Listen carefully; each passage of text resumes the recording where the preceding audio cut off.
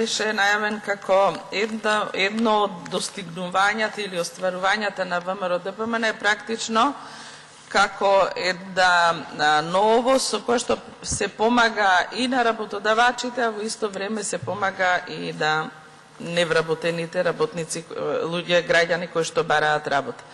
Меѓутоа, ако ги погледнете измените на овој закон, ќе видите дека практично овој закон нуди две решенија, едно решение кое што е лошо и едно решение кое што е навидум добро. Ова е класично постапување, начин на однесување на ВМРО-ДПМН, каде што практично во бланда на едно привидно лошо, добро решение за граѓаните се нуди едно лошо решение. Првата измена која што се однесува на зголемување на надлежноста на министерот за труд и социјална политика, каде што практично тој ќе пропишува не само форма и содржина, ќе донесува подзаконски акт со кој што ќе се пропишува формата и содржината, тој практично ќе со овој акт му се дава овластувања да одредува и кој ќе биде корисник на сите овие поволности кои што се нудат со Законот за осигурување во случај на невработеност. Ако се сеќавате, оваа влада дојде со едно силно ветување дека ќе ги намали дискреционите права на сите избрани и именувани лица и на функционерите, меѓутоа малку подзаборави и скоро сите овие наназад измени кои што се носат во голем број на закони, практично огромна е улогата, надлежноста на министрите како функционери, вклучително значи и во овој закон.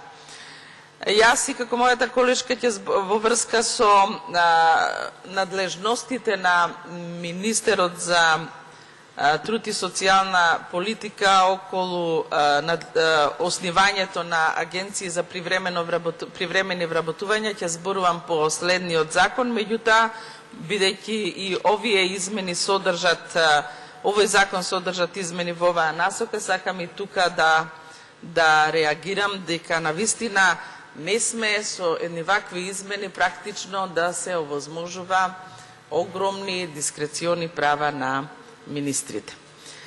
Следната измена која што навидум е добра, меѓутоа ништо добро нема да донесе, ќе донесе само добро на власта, е тоа субвенционирањето на вработувањето на работници во приватен сектор.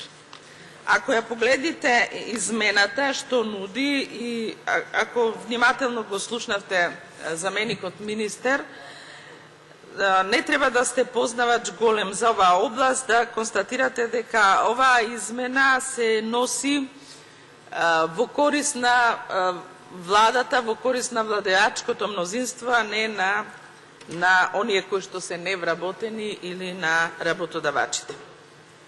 Да субвенционирате работодавач да вработи работник и при тоа субвенцијата да вие 80% од висината на социјалната помош, а знаејќи колкава е социјалната помош, тоа значи дека практично ќе нема ниту еден приватен работодавач интерес да ја користи оваа субвенција.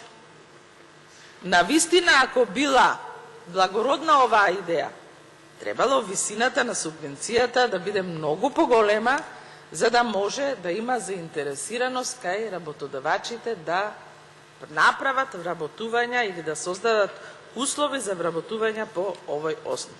80% од социјална помош 2170 денари, па земете и 3000 денари нека е. Колкава е таа субвенција?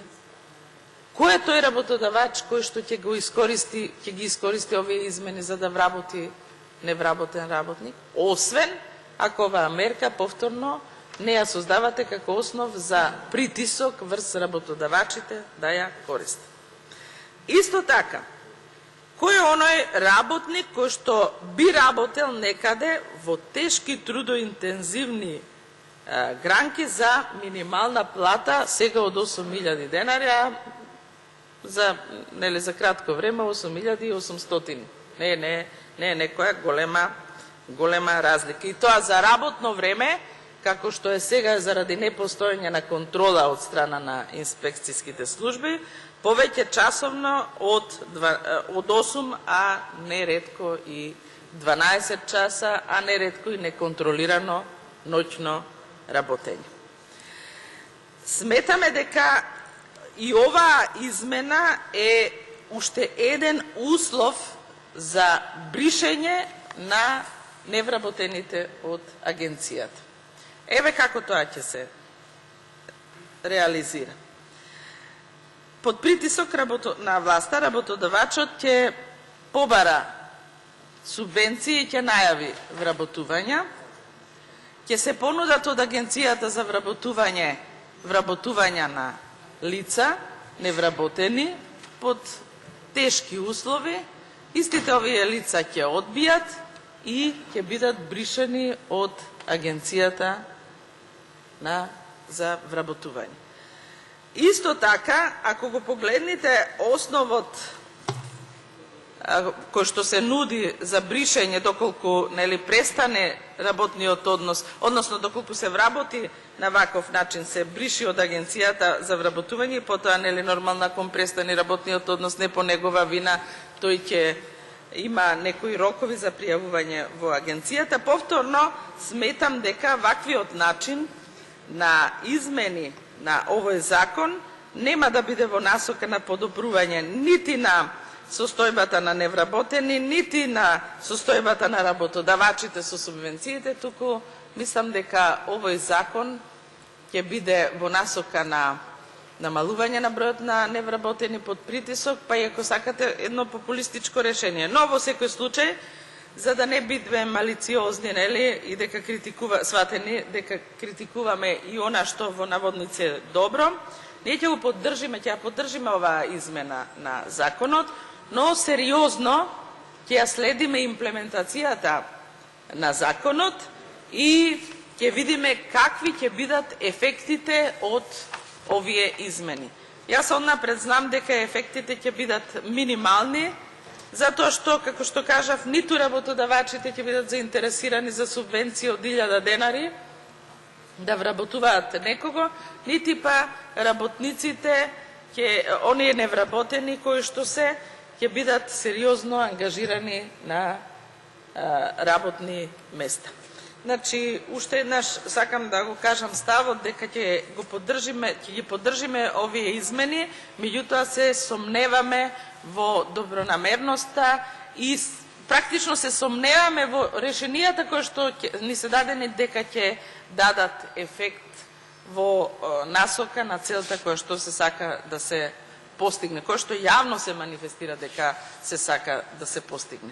Значи, ќе следиме имплементацијата на овој закон и набрзо ќе се види дека она што го тврдиме е точно. Благодарам.